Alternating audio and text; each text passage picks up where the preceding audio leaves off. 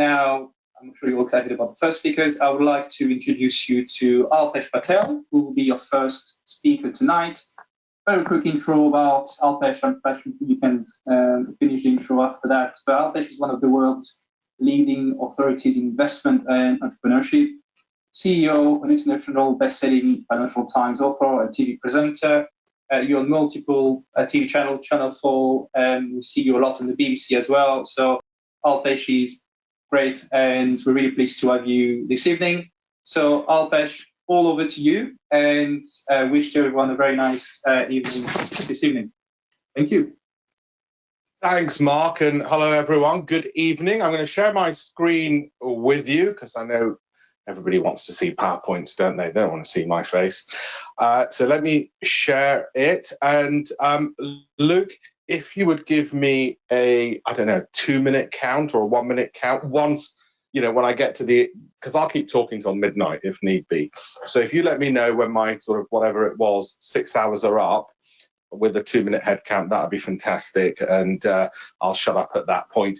So how to trade, okay, how to trade 2022. That's what I'm going to talk about. I'm going to talk about what we're looking at right now, how we're doing it, and educate and inform you on how you might want to do it. I just want to replicate and duplicate Pepperstone's risk warning, because I don't think you can see these often enough. This isn't individual financial advice because I don't know who you are. I don't know your personal circumstances on the other end. So it can't be individual financial advice. It's information, it's education. And if I may say so, it's 20 years of accumulated knowledge from being a hedge fund manager, from before that, those books. You might laugh, but they're all mine. They're not other people's. Do follow me on LinkedIn, and you'll see a lot more of the stuff. I realize, and I think you can all see my screen. I realized when I put this screenshot up that the second thing on there probably isn't something that people will necessarily think builds credibility right now, possibly. Anyway, my reasons for trading, I trained as a barrister and I left pretty soon after starting practice because I wanted more fun, because most people think it's about money. And of course, everything in life has to be about money because you've got to put food on the table. But very soon it became about the freedom and the fulfillment. And eventually, you know, as you get older, other things become more important, like philanthropy. Those don't matter to you if you're in your 20s, but they will as you get old and bold like me. So for me, it's been the best sort of entrepreneurial business I can think of. I set up the asset management company 16 years ago. We then expanded into private equity. So where are we on trading? How are we looking at things? What are the mistakes that I see clients? I mean, I've been dealing with online brokers since 1997. Okay, so what's that? 24 years. And with retail clients as well. This is not a book plug. Don't buy this. It's out of date. That was written the last millennium by me, okay, and the FT publisher. Ooh, you can probably see it if I put it here. Okay, so, you know, I've been dealing with the mistakes private investors make for that long. So I'm going to condense all of that and tell you what those mistakes are and what you should be doing right, give you some insights into what best practice hedge funds do, the bits that you can copy. All right. So this is the S&P at the moment. And I think from what I can see, we're having a good update at the moment. I don't think it'll last, but we're having an update so far. Wait till the final hour. And you can see you get big drawdowns. So how are we handling all of this? And I want to give the market update first and then give you the strategies and tactics. Now, I'm not sure if you can see this, and it's one of those things which you might want to take a photo of and then zoom out or watch on a replay or whatever. That's the S&P 500. Now, I think we've got A, B, C, D. There's 4 potential outcomes here. D is the 50% drop, and this is one of the reasons people want to trade, because they want to either make profits from falls, or they don't just want to have a long-only portfolio. And this webinar, this discussion is about trading. It's about, you know, holding things from 1 day to 3 days. It's not about buy and hold. So if that and what some of the most pessimistic people in the markets are saying, you get a 50% drop, that's point D, all right, which takes you only to the lows of March 2020. So it's not actually, 50% sounds a lot, but actually it's recent. It's the recent past it brings you back to. I think there's only a 10% probability of that. Might be wrong, but I think there's only a 10% probability of that. C is a more substantial support level. And again, a reason why people might want to trade, because they want to profit from market falls, as I said, and they don't want to be a hostage to a long-only portfolio. In fact, my long-only portfolio does better because I trade, and I'll explain why in a second. I don't trade my investments, I trade my trades. They're two different things. So point C, I think, again, 15% probability, not a very high probability. Point A is we just continue going in the speed and direction, the elevation that we've been doing for most of 2021. Okay, we just continue doing that into 2022 and onwards. I think we're actually past that point. That's not even going to happen. But that'd be a 10% probability of that. And the rest, whatever that is, for the mathematicians, what's that, 65% left? I think it's probably this. That might be a bit of, given how much is in my long-only investment portfolio, and given that we've got a private equity fund, it might be wishful thinking on my part, but I'm thinking B is the more likely scenario. We do get a more substantial pullback. Today is just a blip, and it continues rising, okay, but at a slower rate of growth. Part of the reason I say that is when I look at the short-term technicals, see a lot of downward pressure there on the longer-term price charts, and also because earnings are strong. So yes, it will fall back in the short term, but earnings are strong enough that it won't completely collapse. Okay. So what are the kind of things we're looking at? And by the way, I should say my experience is built up. Mark mentioned TV. So I had my intro on Bloomberg TV in 2000. So all through the dot-com boom, we were commentating on this and living through it as well. And each week, my column in the Financial Times, Diary of an Internet Trader, living through it.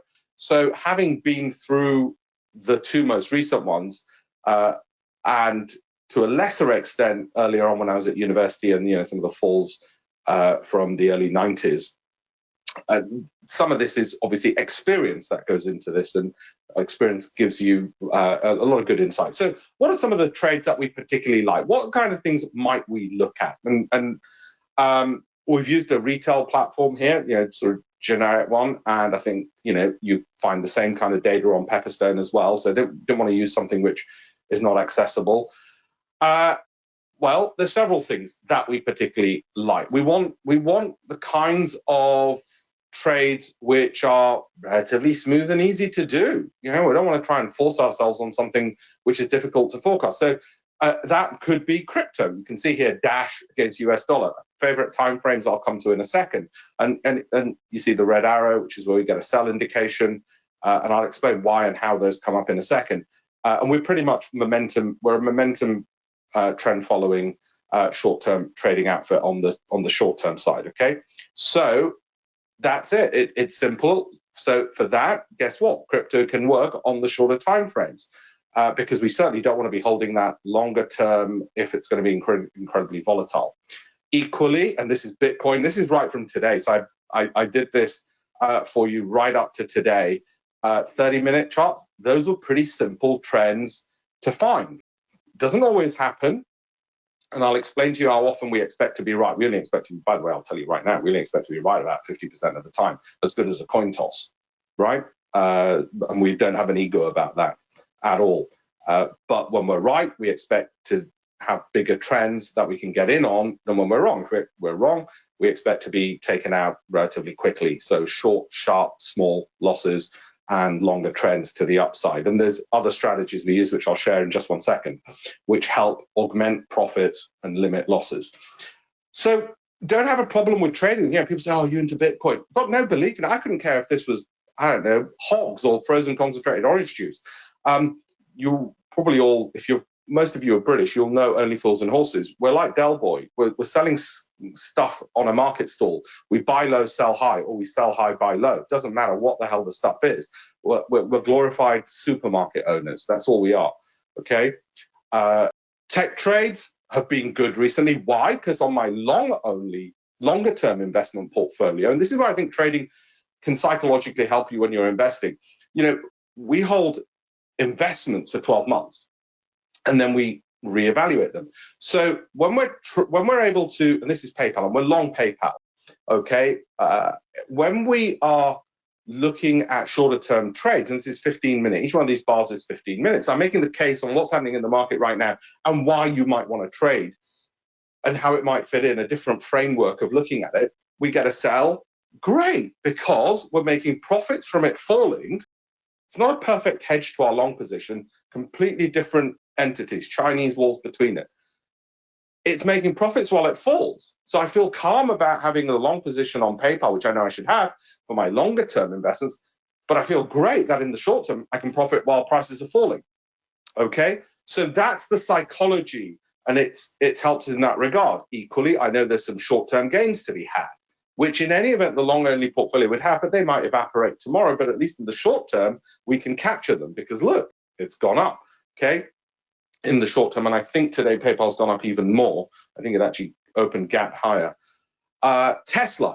Now, I don't have a long-term position on Tesla because it's too volatile for our long-term investment portfolio. But short-term, it's one of the few which, again, tech shorts, shorting tech has been good. And you can see the time frames here. We might not be able to. So let me tell you, that's a short signal on the 12th of January. That was then confirmed again on the 19th of January, and we're still in it.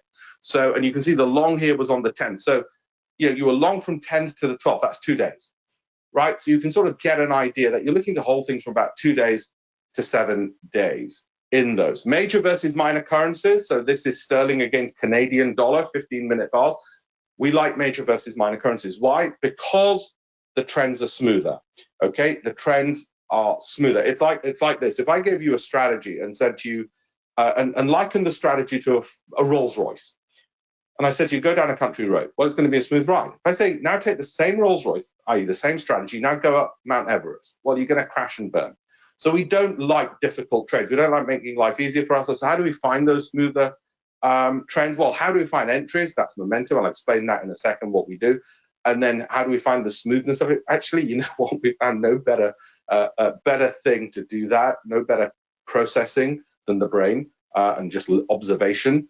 But I'll explain how we get the momentum part. Momentum isn't through observation. We use strategies for that. But getting an idea of trade selection, which ones look smoother like this, it's a hell of a lot easier when you just look at the damn thing. Okay, and that's across different time frames. This is Amazon. Again, we're talking about tech. That's 15 minutes. You can do the 15-minute. That's the short signal there. It's the exact same chart on the 1 hour. Well, that's the short signal there. Obviously, we're not going to trade both the 15-minute and the 1 hour. And again, I'll explain why we thought the momentum was ready, or there was a setup where there's a straw just ready to break the camel's back. In other words, if one of the big institutions were to start selling, it's likely to fall a lot. If they don't, then guess what? It doesn't happen. Or if somebody does a tweet in the opposite direction, then guess what? We lose money and we're out of it. But that's essentially when we see that the setups are right. So I'll just come to that entry point in a second. And like I said, the time frames we like 15-minute, 30-minute, 1 hour. Okay, that's for trading. That's for trading. There's no point looking at 1 day on trading because you're going to be holding things for weeks, if not months. Well, that's neither investing nor trading. What the hell is that? And it just doesn't make sense. And if you look at what's just happened in the last 2 weeks, what you're supposed to do, just sit there frozen because you're looking at the daily charts, you're just way out of it. Okay. We like the FTSE when it's smooth. This is bang up to date as well. I've shown this. This is not, and I've got to make this absolute, this is not a trade recommendation what you should do now, because this is, we got in, what is that, 25th? So that's yesterday. We got in. That doesn't mean we won't get out in 30 seconds. We might do. I don't know. Might even have exited by now because this slide was done, this screenshot was done a couple of hours ago. All right, so that's the FTSE 1 hour bars. Why? Well, it's smooth. So we don't mind indices. My favorite index, the DAX. Have a look at it. Tends to be smoother, 15-minute, 30-minute, 1 hour. You've all got it. You all know this, okay? And Pepperstone will have this warning. All the other brokers have this warning. So if 60% or 66% are losing money, I think in a way that's, and I would say this, that's actually good news because it means about 30 to 40% are making money. That's a big number. In business, 90% of businesses fail within 3 years. If 40% are making money, that's actually a good number. Okay, ignore that bit. So how are traders then losing? This is probably the most common way in which they lose from all the observations that I've done. And like as I've written a ton of books on this, because one of the things we did, we researched anonymized data from brokerages to see what was there, you know, we wanted an edge. So was there something that winning traders were doing? Were they more like to go long than short? Were there certain time frames? Were there certain instruments? Were men better than women? Women better than men? By the way, women are better than men. Was there times of the day? We wanted to see if there's something we could find. And there were some common elements that they had with hedge fund managers, profitable hedge fund managers, and I'll come to that. And I think it was more accidental than intentional that they had this, and I'll explain that in a second. But this probably for us sums up the biggest mistake they make. This sort of notion of reward risk, and they say, "Oh, my stop loss is at 80," and this. If you do this, and I invite you to do it on a demo account, don't do it live cash. Say the price is at 100, and you set your gain at 200, and your stop loss at 80. I guarantee you will lose money. It's the one guarantee I'll make. Okay, and compliance will allow me to make. I guarantee you will lose money if you set it up like this. So the idea of this risk-reward ratio, it's fundamentally wrong. And it's what most often leads to private investors losing money, and then they sell themselves on the upside. And then when they do get a little bit of a profit, well, they never even wait to that point, even if it was even if it's the 10% of trades which might have gone up there, they don't wait, because guess what? You sell your profitable trades first, incorrectly. And if they're losing, they just keep on losing, and they then trade out of anger, and they add to their losers. They do all the classic mistakes. They're the exact opposite of what professionals would do. In fact, your job in trading is this. If the price is at 100, your job is, see that's a new way of losing money. If you do that, you'll get 50 go up, 50 that go down. All trading is about is just trying to have a slight edge to the upside. That could be through analysis, indicators, whatever else. I'm going to show you how we do it in a second. Just get a slight edge. And then when you're winning, you want to be adding to winners. And I explain how we do that. And we never add to losers. There's a famous hedge fund manager who once said, losers add to losers. Winners add to winners. Not my words, they're his. And I think it was John Paulson, and he's doing rather well. Essentially, as you all know, the reason you're all trading is this. You, me, George Soros, we're all seeing the same data, give or take a price point here or there. Okay, what Pepperstone is showing you in prices and what George Soros is seeing is pretty much the same data, okay, and the same prices. So you've only got two decisions to make, when to buy and when to sell. So how come 60% of people with brokers generally are losing money? Okay, if you only got two decisions to make, when to buy and sell, given that you're all seeing the same data, is it that they've got some inside information? Well, no. What is it? What is the difference? And of course, the difference should only be the amount of capital between each of you in terms of how much you make. But how come they're making and you're losing? It can't be some conspiracy theory. Oh, they know something I don't. Well, they see the same what you see on screen is what they see. They don't get special, secret, cheaper prices than you, other than marginally. And this is what distribution of returns will look like if. Sorry, how long have I got, Luke? You still got a couple more minutes. Oh, a couple more minutes. Okay, I better speed up. Okay, this is what your distribution of monthly returns would look like. That's actually from a hedge fund that a mentor of mine runs, that Bill Lipschitz runs. He was hedge fund manager of the year. If your returns don't look like this, you're doing something wrong. In other words, the vast majority of trades will be small wins, small losses. We've got to make sure you don't get any big losses. That's secret number one. And secret number two, you'll get a few wins. Why can't you just have big winning? Don't chase only big winning trades. It doesn't happen. Nobody has a crystal ball to get only big winning trades, or put another way, these words. So the other way to look at it is this: 80% of your profits in a year will come from 20% of your trades. I wish every single one of my trades, and so does George Soros, were all big winning trades. Doesn't happen like that, okay? You can take a shot of this because time's short, so I won't actually read all of this. But when we interviewed some of the world's leading traders, and I did it for a book I wrote in 1997, because when I wanted to be a trader, I thought I better meet the world's leading traders. So I did that. And then Financial Times published that book. And what we found is they don't take big bets. They don't take big gambles. Instead, essentially, this is what the winning retail traders were doing. And this is what hedge funds were doing. Momentum-based ones, A, B, and C. Basically, you get an entry point based on momentum, which I'll come to, hopefully I've got time. That's a volatility-based stop loss. Essentially, in simple terms, if the market's more volatile, you put your stop loss further away and you reduce your position size, so you don't ever lose more money just because the market's more volatile. So the volatility-based stop loss. And then the parallel to that, so the distance from A to B is the distance from A to C, is where you add to your winning position. That's where winners add to winners and then move their stop loss up in steps, not dynamic trade, in steps. Okay, that's it, simple. That's it. I'm rushing it a bit because I know I'm short on time. And trend following is not something we've invented. You know, Citigroup and others have researched the hell out of it. And some of the biggest hedge funds in the world, like Winton Capital, who are based in West London, Hammersmith, who run about 350 billion. That's one of their slides. It's not mine, it's theirs. That's to explain it to their clients when they're raising capital. That's all it is.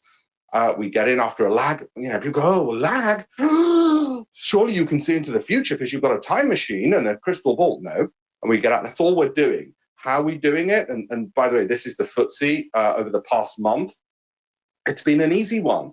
It's just that the trends were there. We didn't get they weren't all right. Okay, but the nature of it is that if we're wrong, it shouldn't last too long.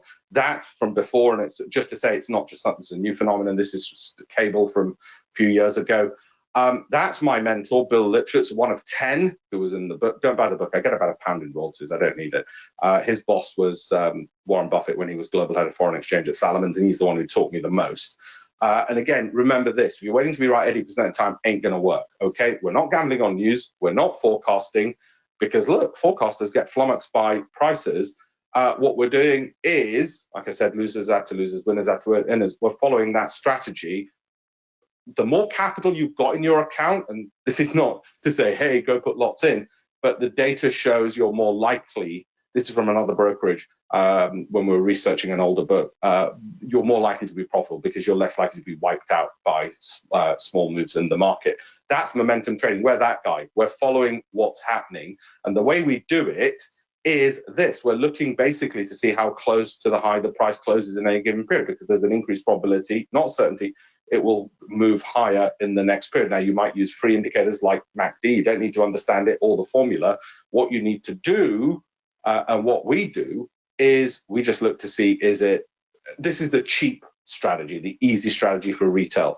Is it flat to rising? Both the MACD and the stochastic in multiple time frames. So whether it's the 15-minute and the 30, is it flat to rising? That's flat to rising. And then is there price confirmation? That's the simple, easy sort of little version of the strategy. And you can play around with that, and that gives you a bit of momentum. Then if you're not adding to your losers and you're adding to your winners and doing the things that we said, that'll get you a hell of a long way to avoiding the classical mistakes that so many investors make. And then price confirmation, i.e. does the price make a 2-period high?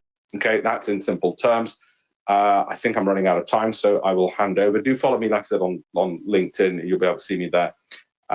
Was that okay? Have I got time? Do you want me to go over stuff? I know I rushed it a bit. Thanks, Alpesh. That was a fantastic presentation and a great start to Pepperstone Talks. There's been some questions from the audience. They just wanted one quick question on the stop loss. Yeah. When do you know sort of to implement that intermediate versus the advanced strategy? Could you just maybe provide a bit more color on that? Yeah, and that's based on the individual. So I'd say if you're starting off, if you're starting off in trading, obviously demo account, or start with the absolute bare minimum amount of money, and then you probably want to just keep a fixed stop loss, fixed take profit, okay? And the reason for that is you're starting out, so you're not following the full strategy because you want to limit your risk. And you can do that until you feel you're comfortable, consistently profitable. Doesn't mean profitable 100% of the time, but you realize, oh yeah, okay, I'm sort of net up. And then you'd want to do the intermediate, which is just a trailing stop loss. Now, this is important. Stepped. In other words, when the price goes from A to C is when the stop moves from B to A. It gives that balance between room to maneuver in case there's sharp pullbacks and not giving up too many losses in case the position completely turns against you. So that's the way. And then the advanced one is you're doing the same, but you're adding to winners. That's advanced because guess what? You're adding to winners. It takes a bit more skill and know-how to know, okay, I've got to add to the winner. When the price gets to C, I've got to add to the winner. Okay. Thanks, Alpesh.